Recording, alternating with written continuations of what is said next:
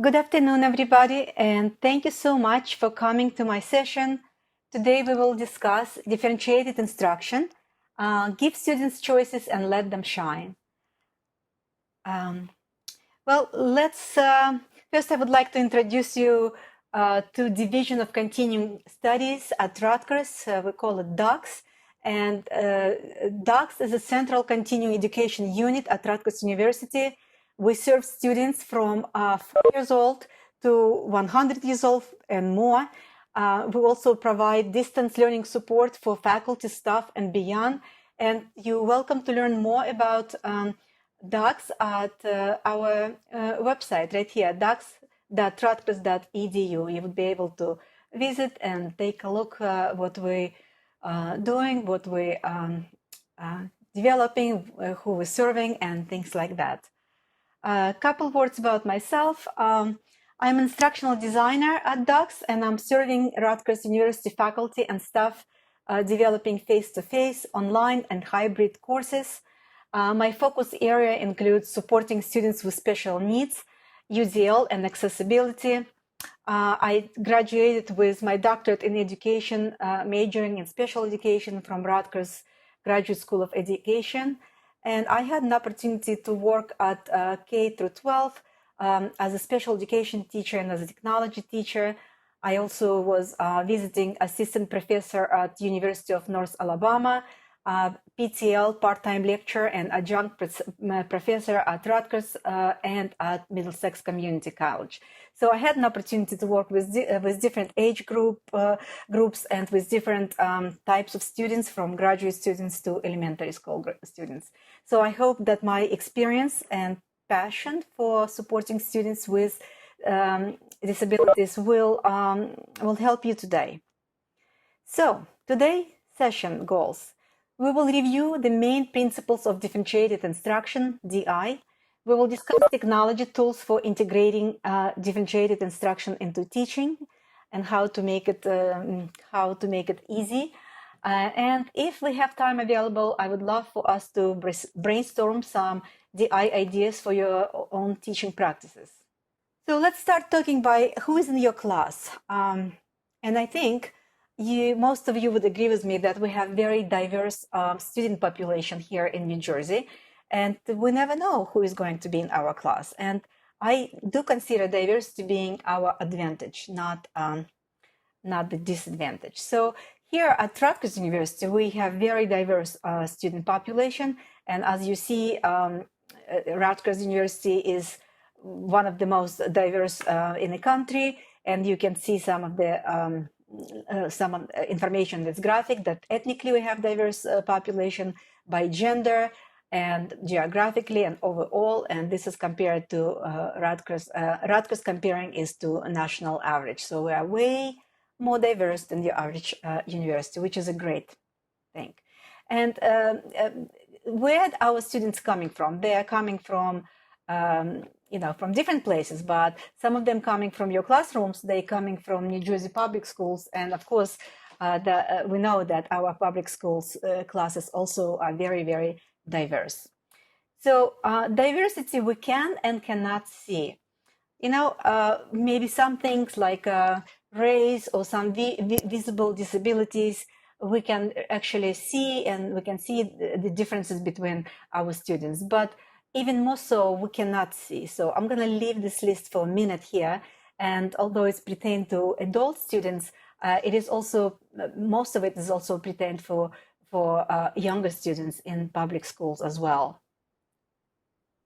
So you see that students may be different in their education, their mental ability, religious belief, their talents, their support at home, the income, occupation of their parents, disabilities, ability level, their interest, skills, confidence level, and general disposition. So there's different ways that we will see how unique our students are.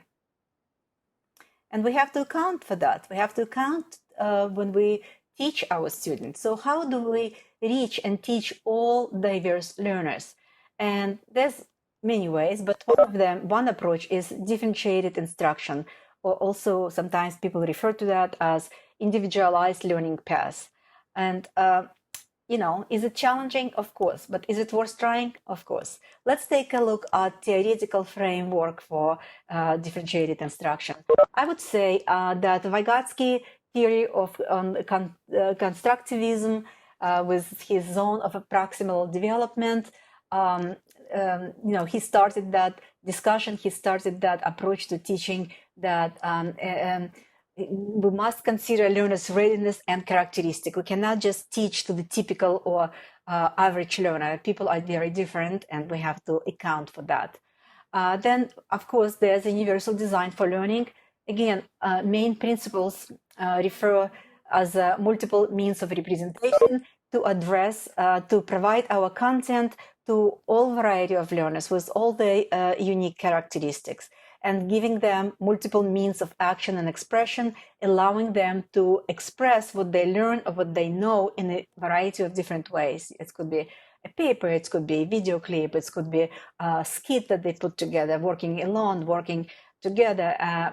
All of those different ways, we need to provide them with that variety for expression. And of course, multiple means of engagement. As we mentioned before, students have different interests, they have different topics or areas that they would like to, that they are more willing to put effort into, and also the different way they're learning. Somebody prefer to build, somebody like to listen, somebody like to work in groups. So we have to, again, engage our learners in multiple ways to make it meaningful for everybody. Well, the term differentiated instruction was brought into education by Carol Ann Tomlinson, and she's considered to be a guru in this area. And her theory actually divides learning into four or five categories, such as content, process, product, affect, and learning environment. Let's take a closer look at that. So those are components or elements of differentiated instruction: content, process, product, affect, and learning environment. I created this graphic and I put student in the center of that, because that's the whole point of this differentiation of instruction, is to be focused on the student and to consider readiness, interest, and learning profile of each student, and try to address students' need by varying and differentiating different components of instruction. So I would like to go over what these components of DI mean. So content, it's what we teaching, what students need to learn. It means that knowledge or understanding and skills that students need to obtain and practice and learn. So this is what of teaching. Process is how of teaching. That means process how students come to understand and make sense of the content. This involves students trying to figure things out, sometimes maybe making mistakes, asking questions, working together, trying things, rewriting things, redoing things, doing them over and over again. So this is participating in activities. So this is how students learn and how we teach them. Product and authentic assessment. Products are ways for students to demonstrate what they have come to know, understand, and be able to do after an extended period of learning. So this is our assessment. This is our way to see what students learn. So product could be project that completed at the end of the semester, or part of the school year. It could be a paper that they finished up. It could be even exam, but we're really looking here at the authentic assessment, something that is actually created by students and developed by students, not just answering the questions. Okay, affect and learning environment. That means that effect of students' emotions and feelings on their learning. It includes things like reaction to past and current experiences, self-concept, motivation to learn, and ability to collaborate. So all of those things, how much students are engaged and involved in their own learning, this is pretty much would be in the area of affect and learning environment. So why should we try to differentiate instruction in our classroom? Honestly, when I was growing up and was in sitting in a classroom, this was not really something I was aware of. I think everybody was just giving a project or assignment, and we all did the same thing. But it's important to understand that differentiated instruction is a student-centered and holistic approach that engages learners. So the more we're able to make teaching and learning unique and differentiated according to students' needs and their abilities and their interests, the more they will be engaged, and therefore they will learn better and produce, and create better product, and there would be better learning outcomes. So differentiated, authentic assignments also promotes academic honesty, because if you allow them, for example, to choose their own topic or to choose their own adventure in learning, it's not something they can copy from their friend, or not something they can Google on internet and submit. This is authentic assignment means that they have to use their own experiences, they have to use their own knowledge and feeling and put something brand new together, original and creative. So that's why how differentiated instructions really helps and promotes academic honesty. DI also includes a learner-centered constructivist model that will meet the needs of all learners at every level. So again, we often hear the phrase, let's meet learners where they are, but it's not very easy to do. And we know that not all students in our classrooms are at the same level with the same level of abilities and skills and prior experiences. So we really have to try to differentiate and arrange our teaching to make sure that we meet students where they are, regardless of their level, and make the lesson and make the learning in our classes very, very meaningful for each of the students.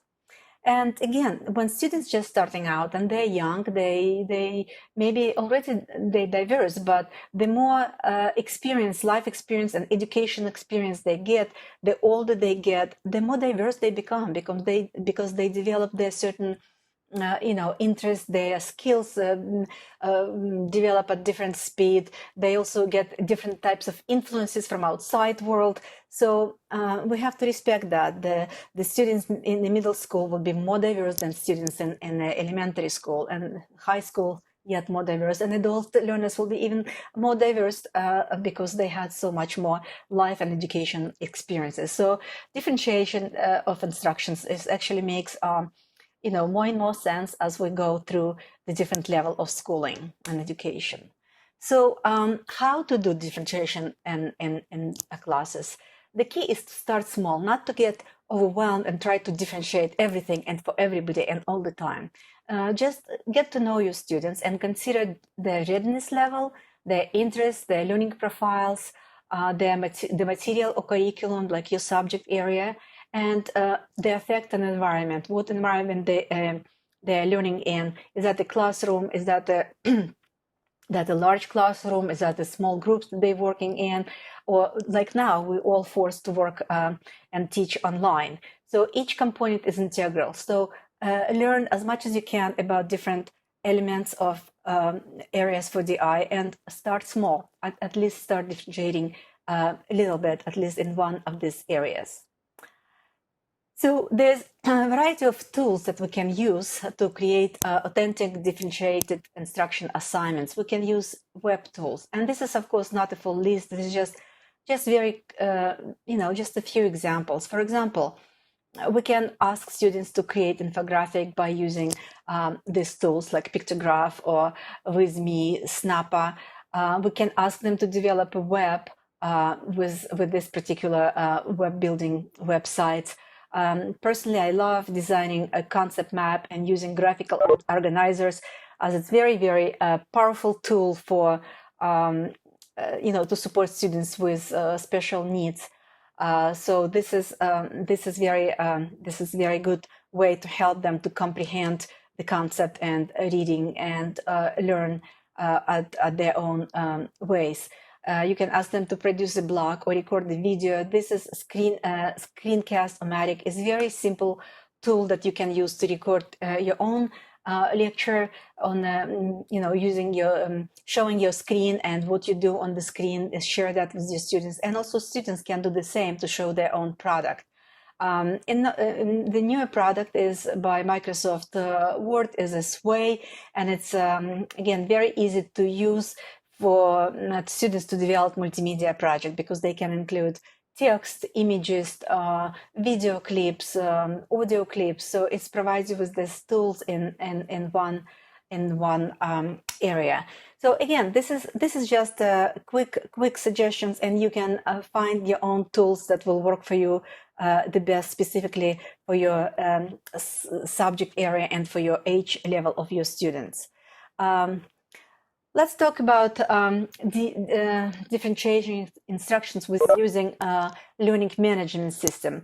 And I specifically don't want highlight one or another learning management system because I know that you might be using different approaches in different learning management system.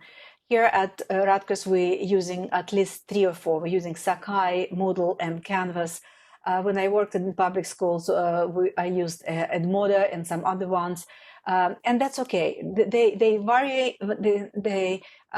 They're different learning management system, but most of them do have very similar features, and you can use them to differentiate. Specifically, all of this learning management system have some kind of capability of creating groups, and I found that using groups is a like excellent way to differentiate instruction because you can create groups different ways and you can assign variable or differentiated assignments to different groups, and it's discrete. Other students don't know that they belong to different groups, and that assignments could be slightly different, and that is very private way to maybe simplify some assignments for students with disabilities and make them feel part of the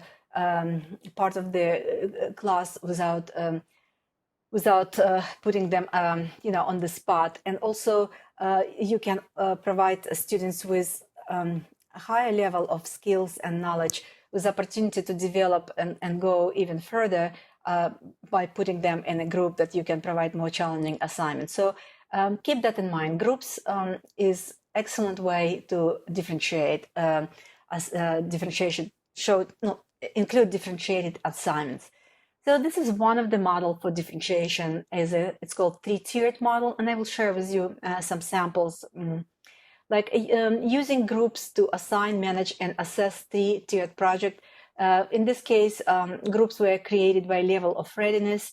So to keep it again private and not in any way indicate which group include what kind of learners, the groups were divided with the names of color, blue, green, and yellow. And students were learning how to create poster in Microsoft Word, and the goals was, and the learning goal were to, let me just pull out some assignments here and I'll show you. So in this case, students were divided into 3 groups by their readiness level, by their skills. And teacher provided mini lecture in form of video. So basically recording, created and using Scanomatic, and edit to each group for them to view specific steps that they need to take to create the poster. And they learn how to insert images and text box, and they learn how to move images forward to backwards and things like that. And also teacher provided samples of the posters for different groups so they can see approximately what their final project should look like. And there's 3 assignments descriptions that were used in this particular example. So we have blue. That is the highest level skills group. And as you see, it's almost easy to start with the highest level and then trim it down as necessary when you consider different readiness level or skill level. In this case, the objectives are the same for all 3 groups. We're learning to use layout function in Microsoft Word to layer images and text box. So activities, students could choose the topic. So there's a variety of topics, and they can also visit some websites and choose quote for their topics. They can also search on Google. It's giving them some instructions what they need to do, and also instructions and steps, what they need to complete, what to do with funds, and also a rubric provided at the end. So this is pretty extensive list of topics for them to choose from, a lot of different websites to choose from, and things like that. If you look at the same assignment but for green group, which is slightly modified, you will see that it's the same objective, but it's a little bit less topics. Also, only a couple of websites suggested, and also only 1 to 3 images included in the poster, versus the first one that was required to include. Let's see. That it required to include 3 to 5 attention-grabbing images. And again, the last one, this last description is for yellow group, is for struggling learners, perhaps learners with that required accommodations and extra time. So we give them even less choices, so they don't get stuck on choosing for too long. We provide them only one website to visit to select their quote, and only require one interesting image for their poster. And of course, providing samples is always a good idea. This is the sample for the yellow group, that only with one image and the quote in the text box was put on top of it. And this one is example poster for the other two groups.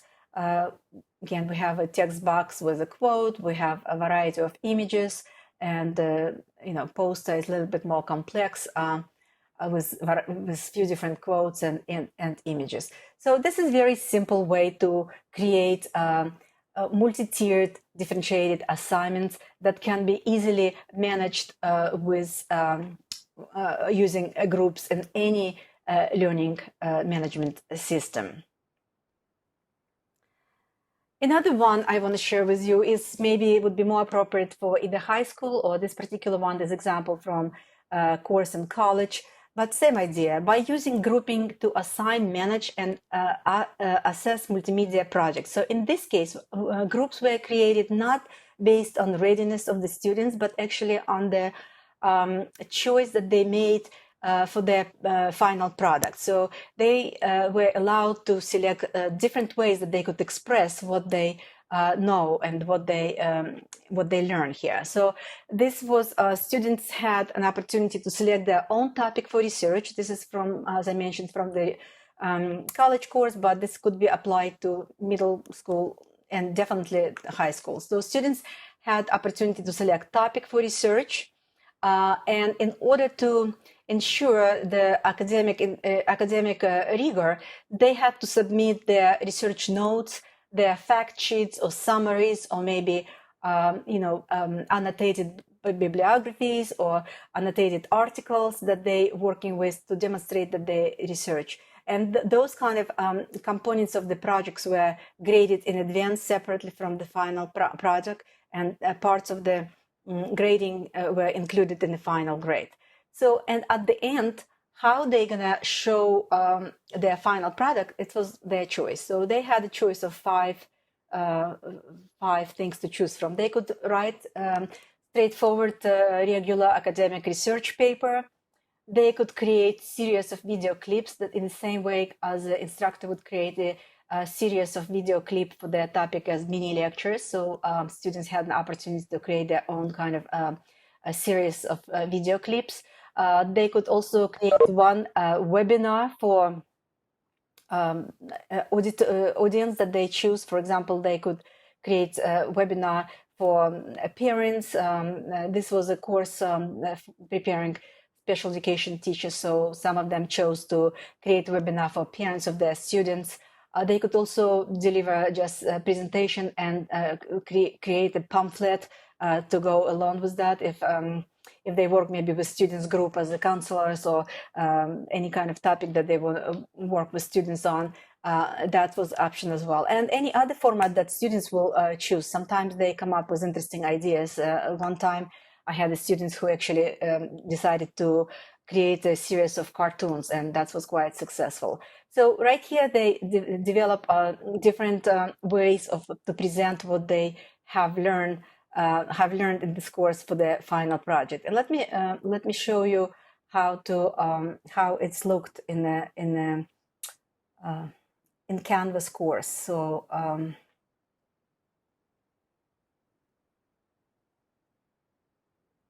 okay. So as you see, the first the project was assigned right at the beginning of the course. It was provided with overview for the assignment and divided into different stages. They had to submit different stages throughout the course, like their research. First, they selected the topic, then they did their research and submit those summaries and annotated bibliographies and all of those little parts of the project. Then they also had a discussion and peer review to help each other to make sure that research is done at appropriate level. Then when they got to the module 8, they were able to select format and audience and technology, and they let instructor know about their choices. And at that point, the groups were created by format that they selected. So they could collaborate within groups. They can maybe discuss different technology aspects. How did you record? What tools did you use? What did you do for outline your brochures? So they could support each other by working in those groups designed by their final project. I also want to show you timeline that was developed for that. This is a timeline for students, and an even more important timeline for instructors. So as you see, again, we start with more complex for instructor, and then we simplified it and give it a very similar one, but for the students. So this is a very useful tool for any project, and when you differentiate, even more useful, because right here we can put, this is the weeks of the course, and we put different, what instructor supposed to do, that they're supposed to do in week 1, project of review and assign topic. Week 2, they assign sources and bibliography. Then we see that there's question and answer. Then we see when they have to grade, when they have to post, and this is what students supposed to do. Nothing on the first week, they're just getting the assignment. They due the topic on the second week, and so on throughout the stages of this project. And this is just explanation when it's happening, what's happening, and when you're supposed to grade. So this way you can look at the timelines and clearly plan out what to do, when to do, and how to handle the whole management of the project, and especially differentiation. So I found using graphical organizer for instructor and for students to be a very useful tool that can really help them to feel supported. They know what to expect, when to expect it, can rearrange their time and if necessary, can ask questions in advance, and also helps instructor to plan out so we have enough time to present it at the end of the course, that we have enough time to discuss it and to share their product with their classmates, so everybody have advantage learning from each other. So this is another way to do groups, and use groups as a way of managing differentiated instructions. And sometimes people ask me how to deal with grading, because it's different groups submitting different product. Well, you create rubric, basically. The rubric for research here, or for the working to prepare for the final product, would be the same for everybody, and you grade that portion separately. For this, you create just separate rubric that would be only portion of the product, and you can develop different rubrics, or find something appropriate on the internet and adjust it for your needs, depending on what kind of selection students made. So, and it's very easy, because you can assign your project and rubric to each group, so the other group doesn't have to look at the categories in the rubric that not relevant to them. So managing becomes much easier and simplified with using groups in any LMS system. And one more example, I think I want to talk about it. Original open-ended projects for differentiation. These are great, and you can use that at any level. It could be at college level, could be at elementary school level, or any level at all, and any subject at all. Like requiring your students really be original and creating something that they really interested in. And leave it open-ended allows them to go to their own heights and to set their own creative standards. Like I did something very similar with students in middle school, and I did that at college level as well. And my middle schoolers, they chose to create a restaurant. You always want to ask students for their input. What are they interested? Because different groups, different classes could be expressing different desires and interests. And you want students buy in before you even assign that. So we had discussions and kind of voted and all of that. And they came up that they wanted to do a restaurant. At college level, my students wanted to create their own cities. And depending on the subject level, you can integrate any kind of learning goals into that project. And you can put specific elements that would be required elements. Like, for example, with the restaurant, project that was original, students work either by themselves or together in a group. And again, you want to offer this variety of learning environments. Some people prefer to work by themselves, and there's nothing wrong with that. And I would not want to force somebody to work together when they really clearly that would be stressful for them. And on the other hand, people who work very well together, you want to give them that opportunity so they can collaborate and shine even more.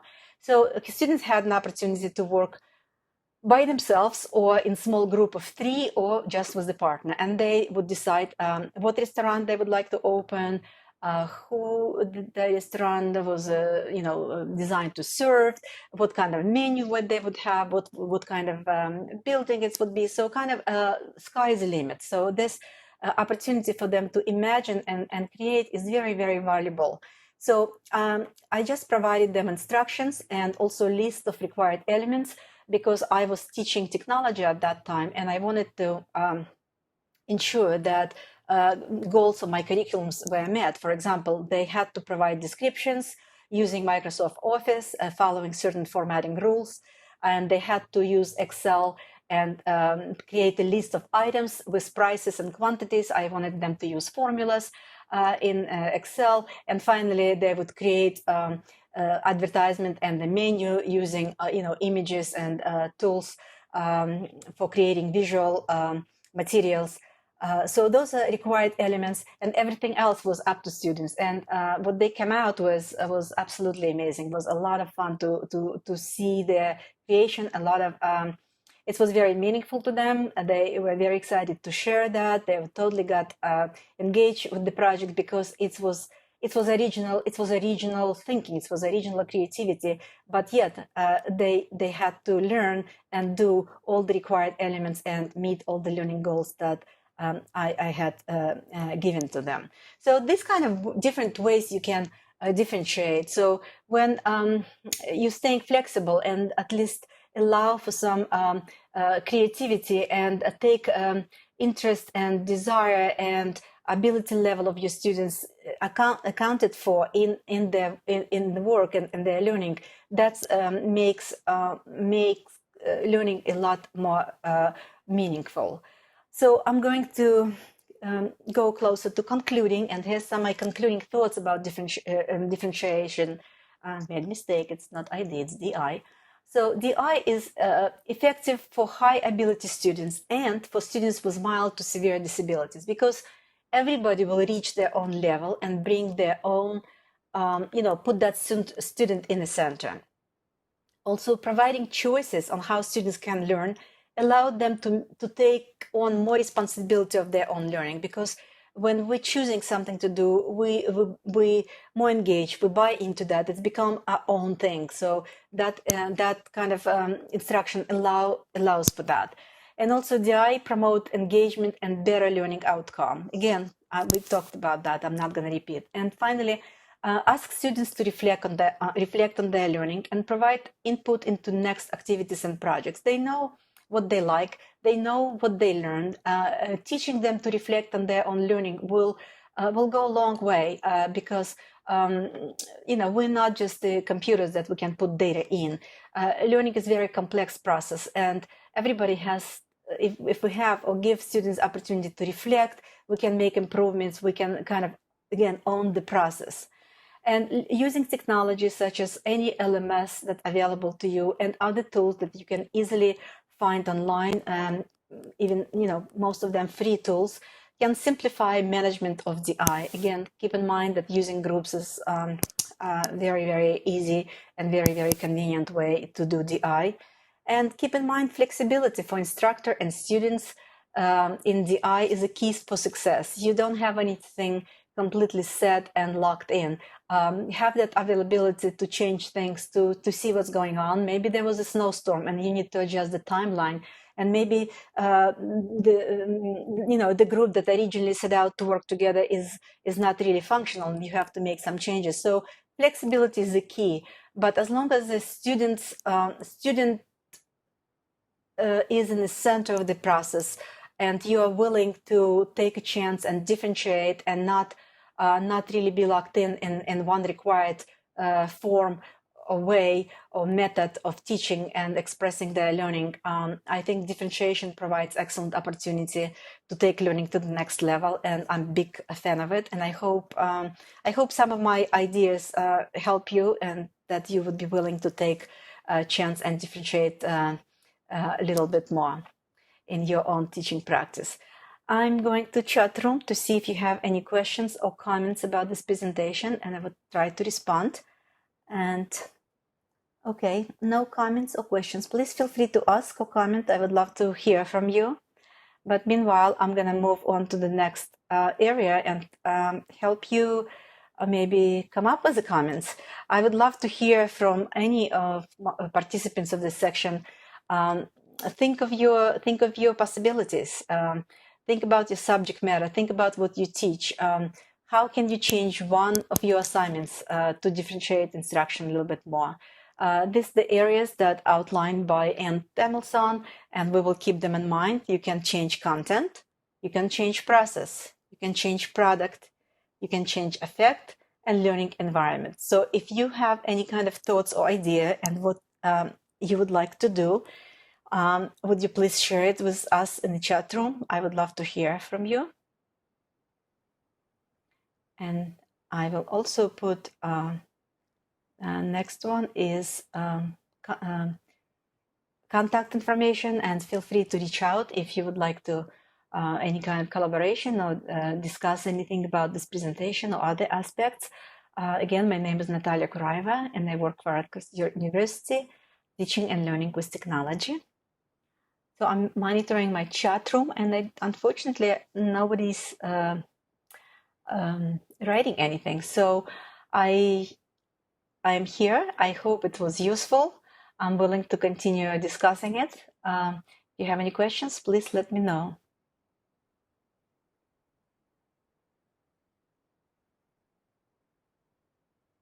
Well, I get a couple of thank you, and I get a couple of this was great. And that's nice. I wish I have some of your thoughts on differentiation. I would love to hear it. Keep on writing, please.